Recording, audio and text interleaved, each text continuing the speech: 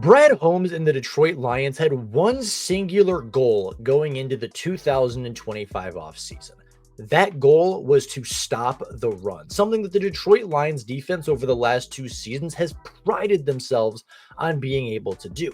In 2023, the Detroit Lions were one of the best run-stopping defensive lines in all of the National Football League. The year before that, they weren't quite as elite, but were still really good at making offenses one-dimensional. Going into this past season, the Detroit Lions figured if they could continue to stop the run like they had been doing, pair that with the secondary upgrades they made with Terrion Arnold, Carlton Davis, Ennis Rakestraw, Amik Robertson, and several others, that they would have a good shot at a Super Bowl.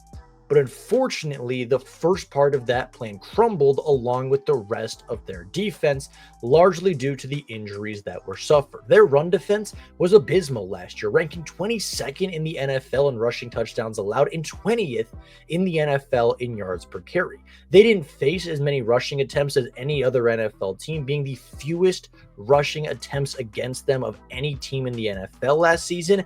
But make no mistake, their run defense was poor. And not only was it a step back from 2023, it was one of their biggest weaknesses as a defense all season long. And Brad Holmes swore to rectify that this offseason. Taking a look at what he did, he drafted Tyleik Williams in the first round of the NFL draft, re-signed free agents like Levi Onwuzurike to return to this defensive line, and of course, he went out and got a few run stoppers of his own, most notably of which is Roy Lopez. The free agent signing from 2025 spent his first 2 years of his NFL career in Houston before spending the latter 2 years of his NFL career with the Arizona Cardinals. The former sixth-round pick from the University of Arizona went back home a few seasons ago to be their starting nose tackle, to be a dominant force against the run, and that's exactly what he was. Coming out of the University of Arizona, he played really good football for a player that went in the sixth round. Standing at 6'2", 315 pounds, he actually spent his first 4 seasons at New Mexico State, a much smaller group of 5 school where he put up good numbers, but wanted that jump in competition. If he wanted his NFL dreams to come true, he would need to play at a larger school. He'd need to play at a Power 5 school, and that is where he decided to transfer to be an Arizona Wildcat. Throughout his 5-year collegiate career, Roy Lopez totaled 155 tackles, 26 tackles for loss, 9 sacks, a forced fumble, and 3 fumble recoveries. He was one of the most traditional, best nose tackles from his class. And while nose tackle is typically a very underrated position, one that never really gets the appreciation it deserves, Roy Lopez has been one of the best from his draft. The strengths coming out, of course, were he was a pure nose tackle. He was a violent run stopper, had strong hands, a strong base. He ate space really well. He fights off double teams and really just is a good foundational football player. Now, why did he go in the 6th round? Well, he's not a good pass rusher, and that is his biggest weakness. He doesn't rush the passer at a particularly high level. He's not very quick off the line, and his rushing production really was never special in college and hasn't been very special throughout the NFL. But that really isn't his game. For the Detroit Lions, who have a defensive tackle rotation with Aleem McNeil, who's a good pass rusher, with Levi Onwuzurike, who led the team in pressures a season ago, with Mekhi Wingo, who looked really good in his rookie season before suffering a very similar injury to other players, they have pass rushers from the interior. They have guys that can get after the quarterback, even if they weren't healthy all season, and even if they won't be healthy the entire season this year, they have those guys in the bank. But when you look at pure run stoppers, especially going into the offseason, it was DJ Reader, who was a phenomenal nose tackle in his own right. And then you have Aleem McNeil, who's certainly a good run defender, but I wouldn't say that's his specialty. And then you kind of have a drop-off. Broderick Martin is a pure run stopper, but we all know how good he has been in the NFL. You have guys like Pat O'Connor, who I'd say is more as a pass rusher. You have guys like Miles Adams, who's a little bit of an in-betweener. And other than really DJ Reader, they didn't have a pure run-stopping tackle. And with Aleem McNeil out till Thanksgiving, that was going to be a big issue for them. So what did they do? Going into free agency with one of the biggest targets on their back, the Detroit Lions signed Roy Lopez, a player that they trusted to fit into the defensive line, to kind of slot in right next to DJ Reader and make the Detroit Lions run defense formidable yet again.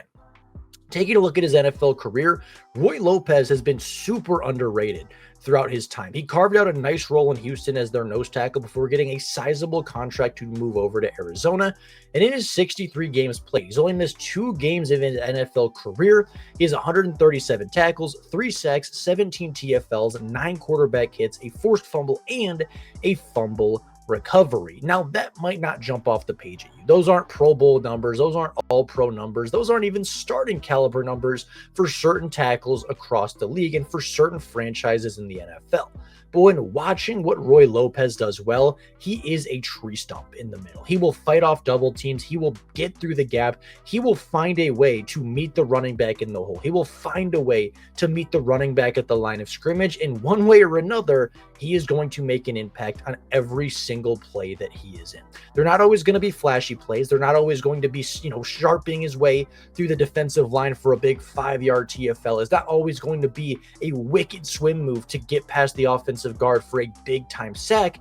It's going to be a lot of the underrated play. It's going to be a lot of the dirty work. It's going to be a lot of, hey, he stopped him for a 1 to 2 yard gain, but limited it from what could have been a 5, 6, 7-yard play. That is where Roy Lopez finds his value, and that is why Brad Holmes took him in and made him the newest Detroit Lion.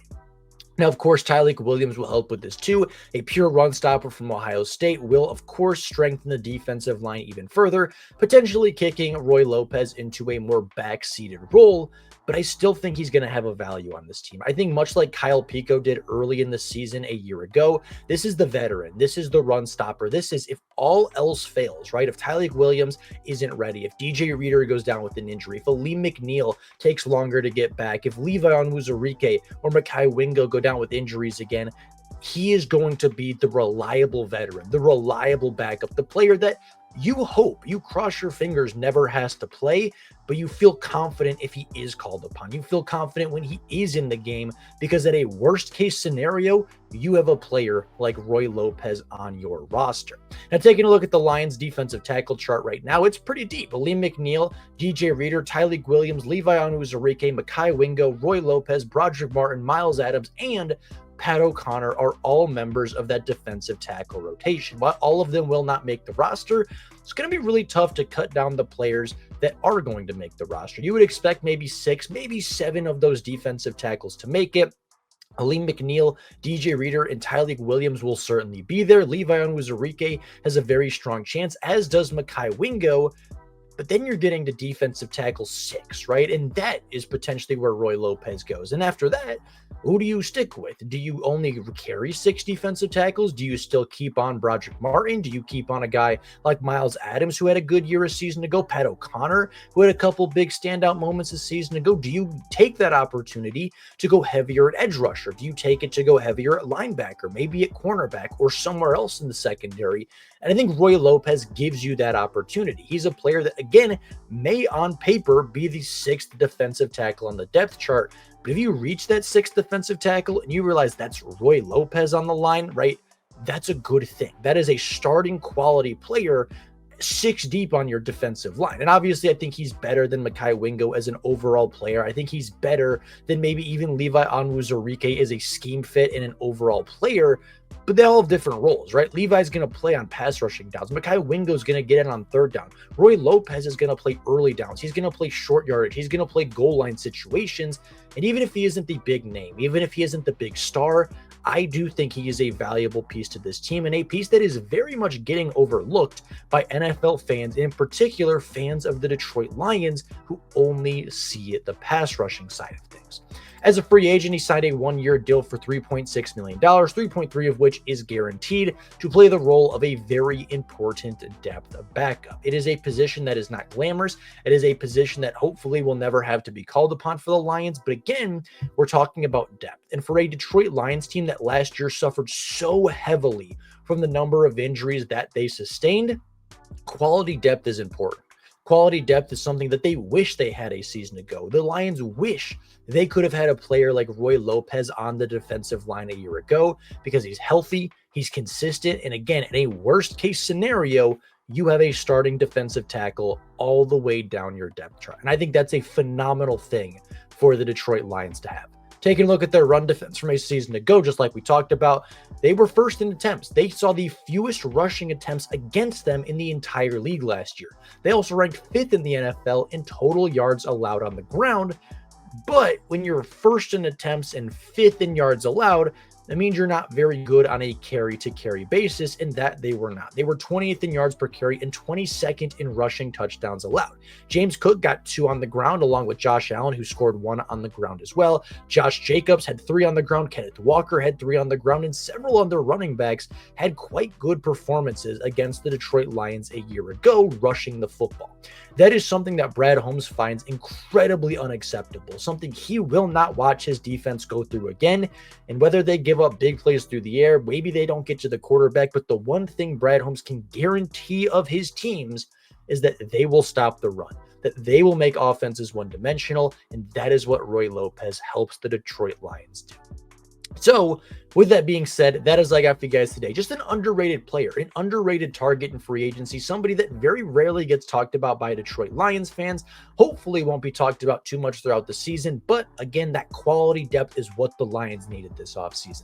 Having players that are 4, 5, 6 deep on your defensive line, in your secondary, on your offensive line that you feel comfortable could start games is a really good thing to have. And with that being said, I think Roy Lopez was a fantastic signing for what the Detroit Lions needed. But with all that being said, let me know down in the comments below your opinions on Roy Lopez, the free agent signing, the fit with the Detroit Lions, and potentially even the role you could potentially see for him. I'd love to hear your guys' opinions in the comments down below. With all that being said, thank you all so much for watching, and until next time, and as always, go Lions.